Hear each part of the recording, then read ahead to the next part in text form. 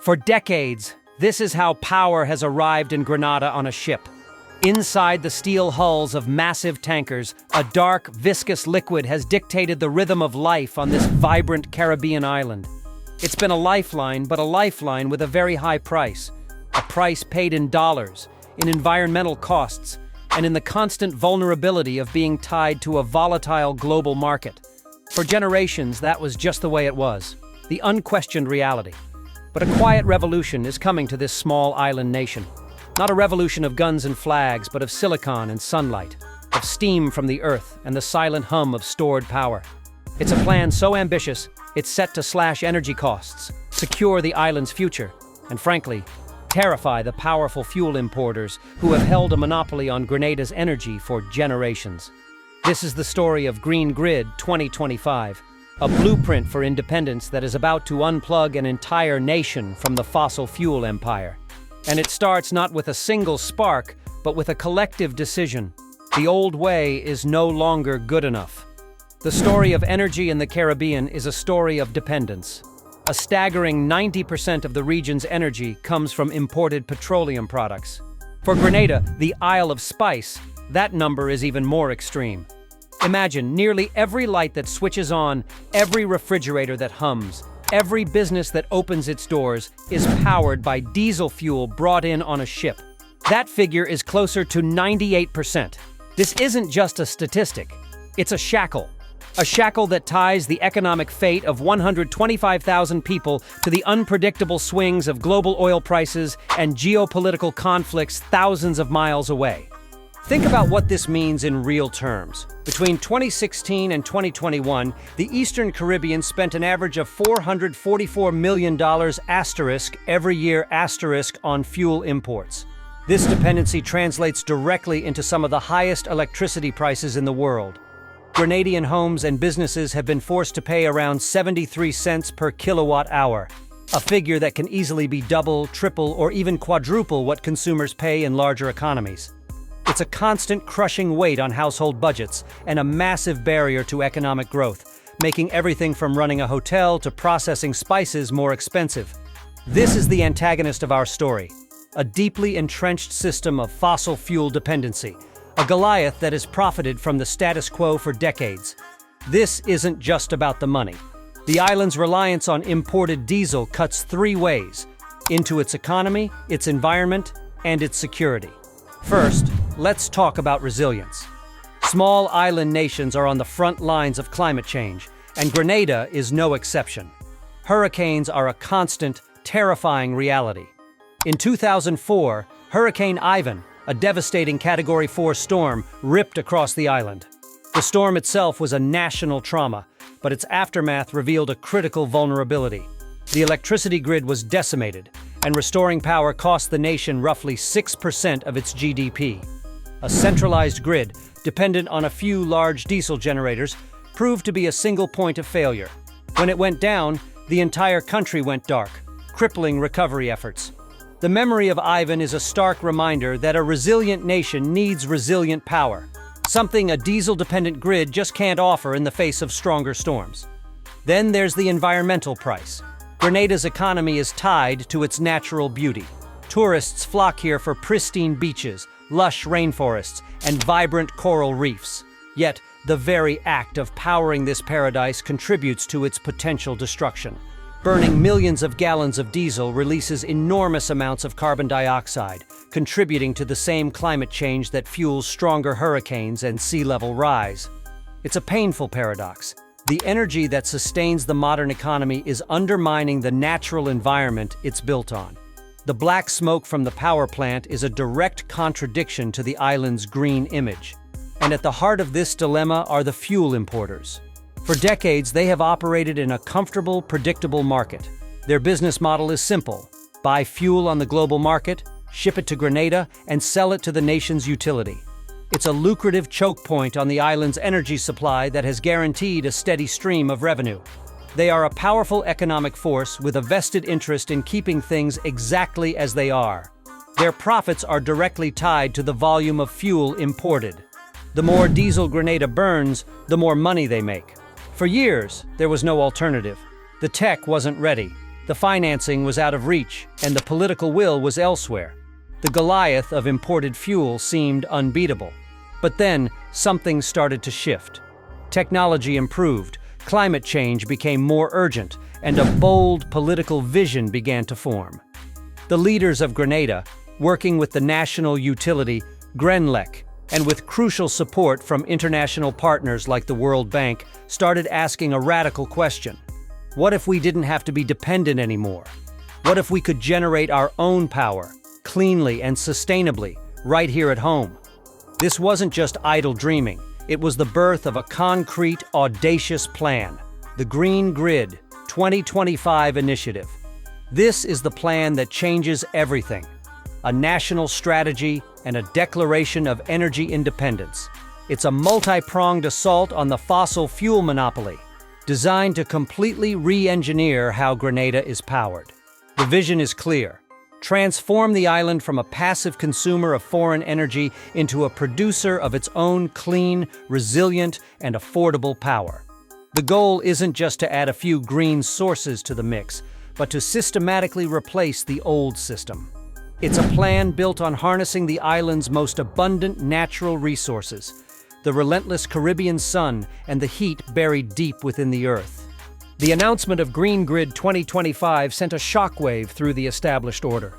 Spearheaded by figures like Minister for Climate Resilience Karina James and backed by significant international financing through a World Bank regional fund, this was no longer a pipe dream.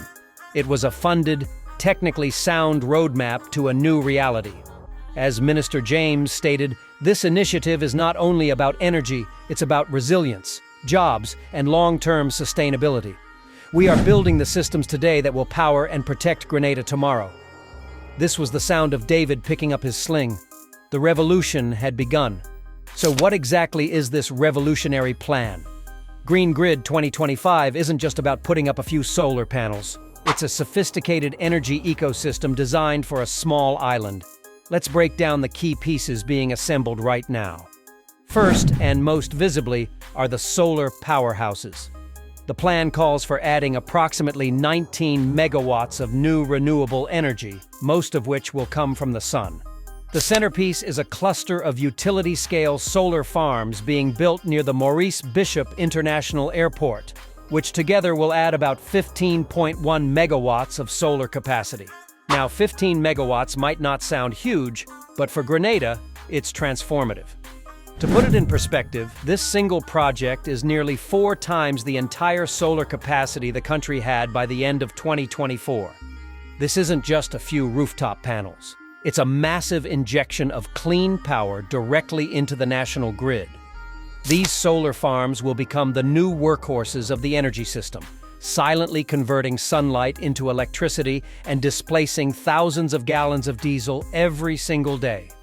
Of course, the sun doesn't shine at night. That brings us to the beating heart of the new grid, a massive battery energy storage system, or BESS. If the solar farms are the lungs, breathing in sunlight, the battery is the heart, pumping a steady, reliable flow of energy 24/7. This is arguably the most critical piece of the puzzle. Think of it like this. Your phone has a small battery that lets you use it when it's unplugged.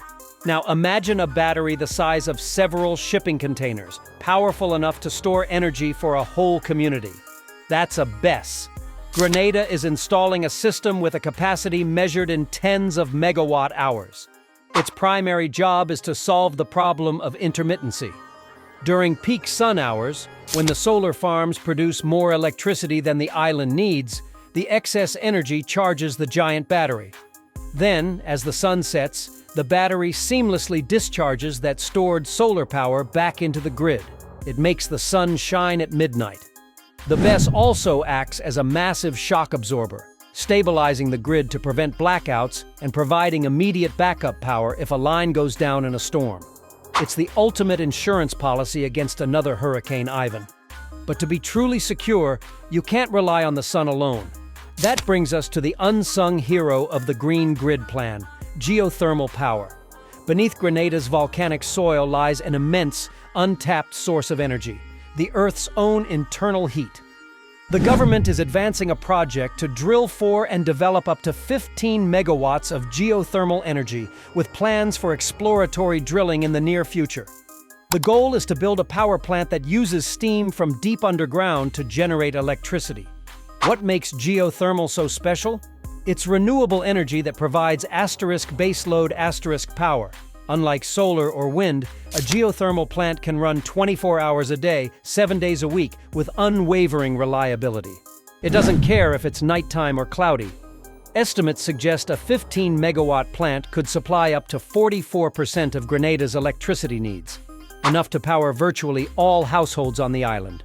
This would offset over 5.5 million gallons of diesel imports every year. With reported support from partners like the United Kingdom, Grenada is on a path to harnessing this constant, clean power source. Finally, you can't build a 21st century energy system on 20th century infrastructure. A crucial, though less glamorous part of the plan is a complete grid modernization.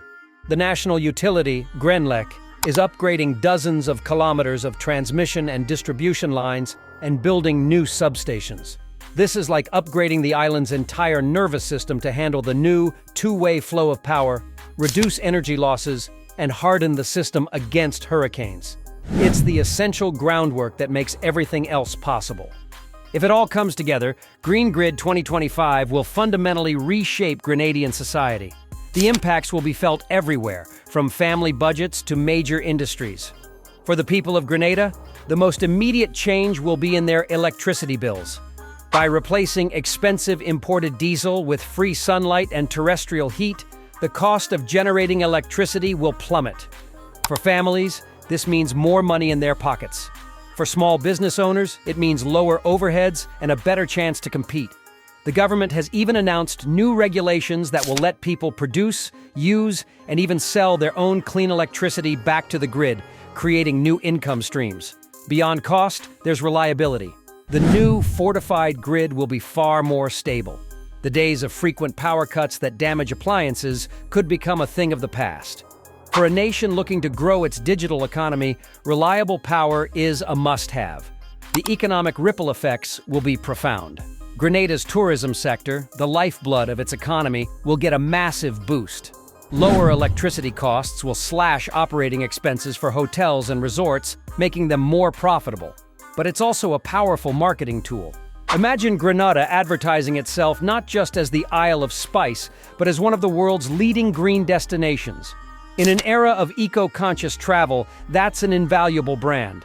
Moreover, the plan is an engine for local jobs. The construction of solar farms, drilling of geothermal wells, and modernization of the grid require engineers, technicians, and construction workers.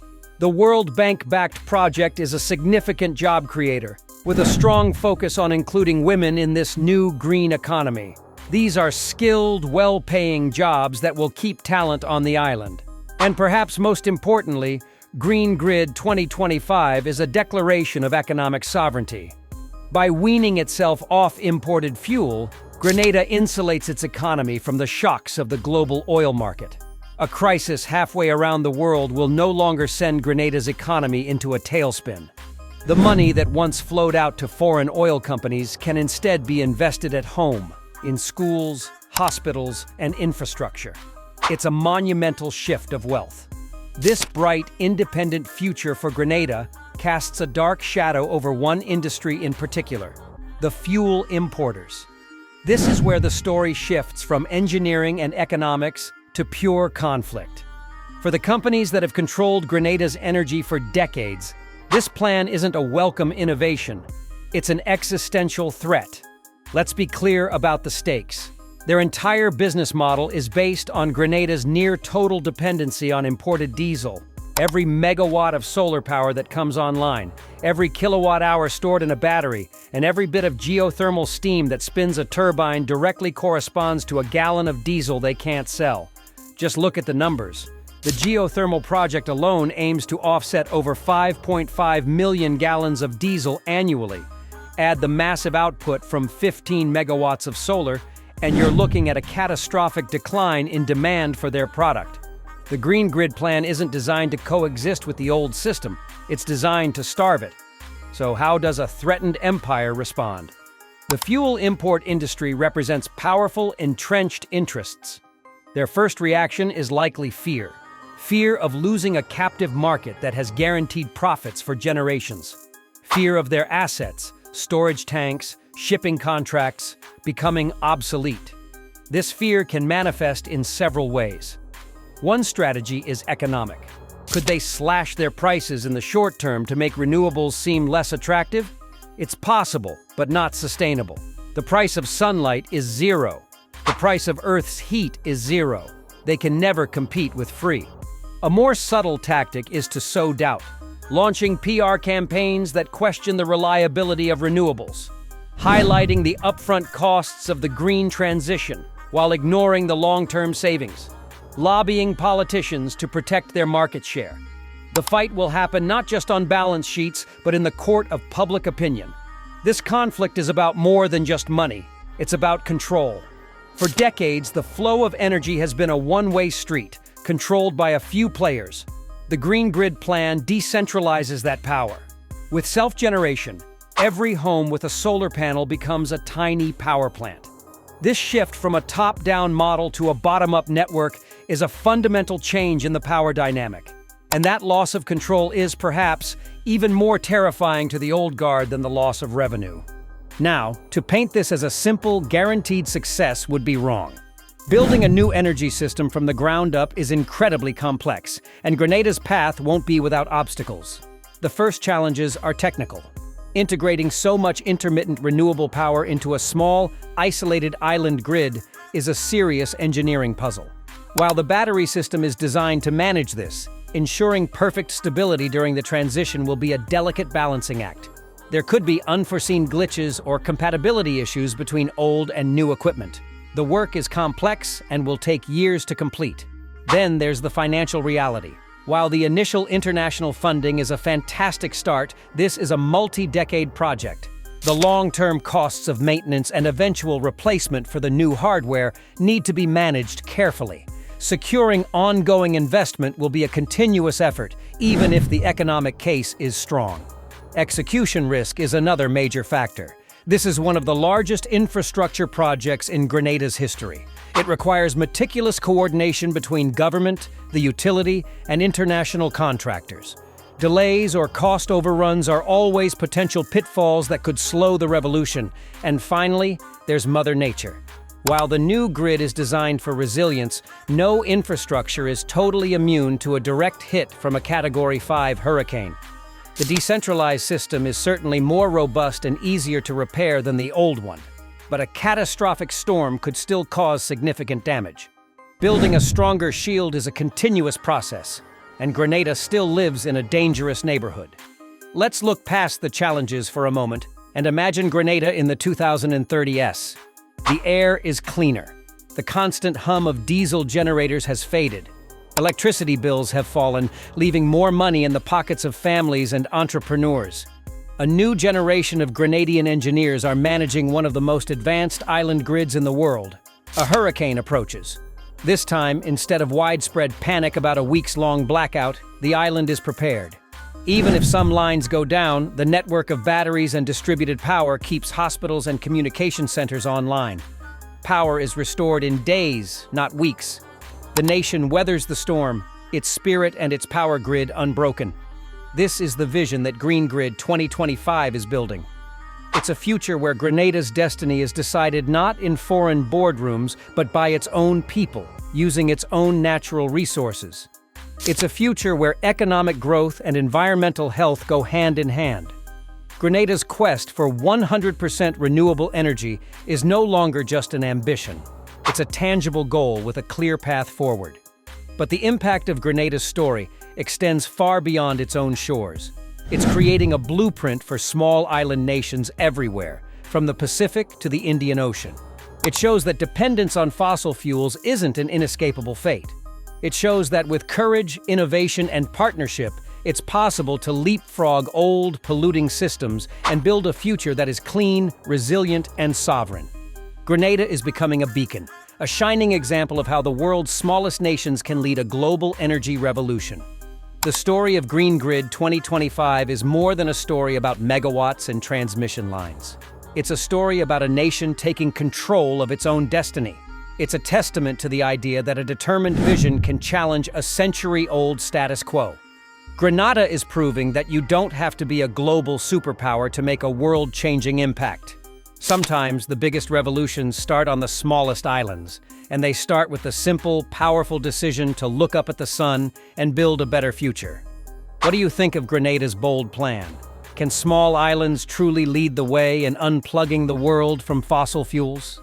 Let us know your thoughts in the comments below. The conversation around our shared energy future is one of the most important of our time. And if you want to see more stories about the remarkable technologies and visionary people shaping our world, make sure to subscribe and hit that notification bell. You won't want to miss what's next.